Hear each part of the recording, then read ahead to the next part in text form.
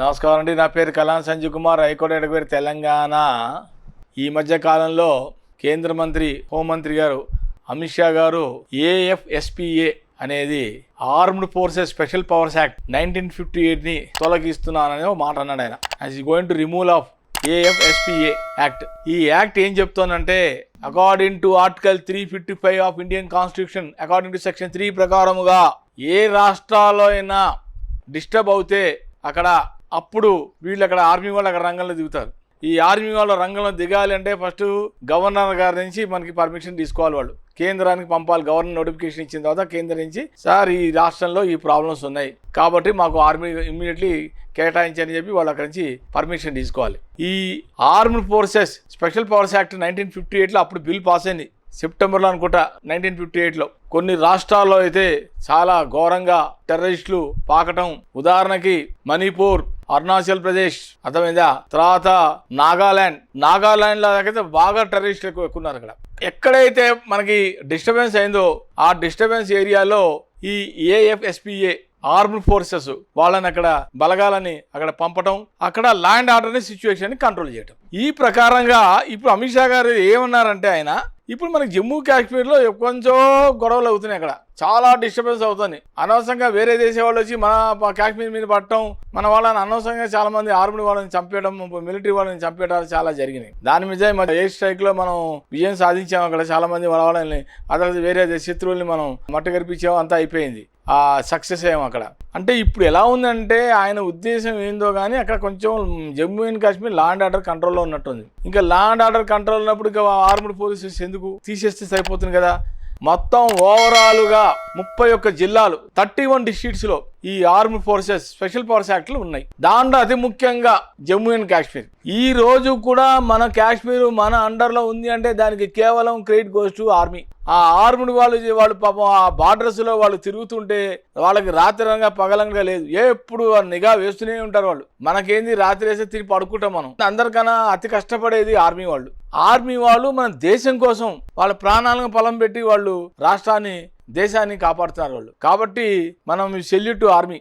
అలాంటప్పుడు ఈ AFSPA చట్టం 1958లో వచ్చింది. ఈ చట్టాన్ని ఇప్పుడు తీసేద్దాము అని మన ఒక మీడియాలో ఆయన అనటం జరిగింది. దీని మీద చాలా మంది కాశ్మీర్లో ఉన్న పొలిటికల్ పార్టీస్ వాళ్ళు వ్యతిరేకిస్తున్నారు. ఇది ఇంకా ఉండాలి అని. కొంతమంది రిమూవల్ అంటారు, కొంతమంది ఉంచాలి అంటారు. తీసేసే మంచిది, కొంతమంది తీయకూడదని కొంతమంది అపోజిషన్ పార్టీస్. ఇది ఇంకా బిల్లు జస్ట్ మనం చెప్పడం జరిగింది. ఇంకా చాలా ఉంది. దీని మీద బిల్ పాస్ అవ్వాలి, పార్లమెంట్లో బిల్ పెట్టాలి, బిల్ పాస్ అవ్వాలి. అటు బోత్ పార్లమెంట్ అంటే రాజ్యసభలో 2 చోట్ల బిల్ పెట్టి బిల్ పాస్ అయితేనే అప్పుడే దానిలోంచి రిమూవ్ అవుతుంది AFSPA. కానీ ఇటీవల కాలంలో కూడా మణిపూర్లో కూడా చాలా సంఘటనలు జరిగినాయి. మనం చూస్తున్నాం. నాగాలాండ్ ఎంత డేంజర్, టెర్రరిస్టులు ఇప్పటికీ అది మన ఈ ఏరియా కింద వస్తుంది, నార్థన్ ఏరియాస్ కింద వస్తుంది. అర్థమైందా? ఆ ప్రాంతాల్లో దానికి మన తెలంగాణ కూడా బార్డర్ కింద వస్తుంది. ఇలాంటి ప్రాంతాల్లో ఇంకా ఈ AFSPA వాళ్ళు ఉన్నారు కాబట్టి మనకి ఇంకా కొంతమంది రక్షణగా మన వాళ్ళు ప్రజలు ఇంకా నివసిస్తున్నారు. ఈ ఆర్మ్డ్ ఫోర్సెస్ ఉంటే మంచిదని కొంతమంది, ఉండకపోతే మంచిదని కొంతమంది. ఏదైనప్పటికీ కూడా ఇది బిల్ పాస్ అవ్వాలి. మెజారిటీ ఆఫ్ ద మెంబర్స్ వాళ్ళు నిర్ణయించిన తర్వాతనే అది ఉంచాలనేది వాళ్ళు డెసిషన్ తీసుకుంటారు. కానీ ఇది ఆర్మ్డ్ ఫోర్సెస్ జమ్మూ అండ్ కాశ్మీర్లో పెట్టిన తర్వాత చాలా కాలం, కొన్ని సంవత్సరాల నుంచి కంట్రోల్ చేశారు.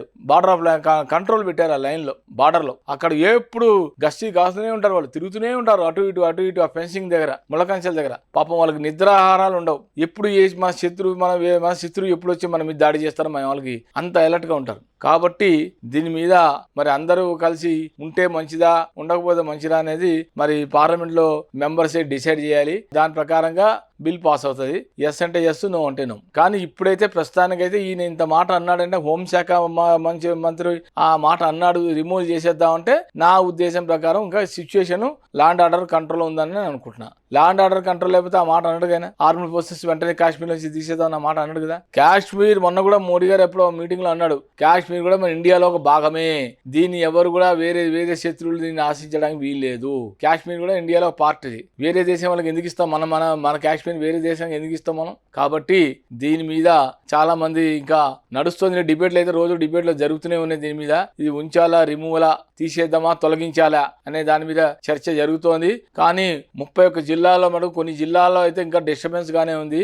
ఎవరైనా సరే ఈ ఆర్టికల్ 355 ఆఫ్ ఇండియన్ కాన్స్టిట్యూషన్ లో యూనియన్ గవర్నమెంట్ చెప్పేది ఏంటంటే ఒకటే, ఎక్కడైతే ఏ అయితే ప్రాంతాల్లో డిస్టర్బెన్స్ అవుతుందో ఆ డిస్టర్బెన్స్ ఏరియాకే ఈ ఆర్టికల్ 355 వర్తిస్తుంది. ఈ ముందు చూడాలి ఇది ఉంచుతారా తొలగిస్తారా అనేది. ఇది బిల్లు పార్లమెంట్ లో బిల్ పాస్ అయితే ఆ ప్రకారంగా ముందుకు పోతున్నాం. నమస్కారం.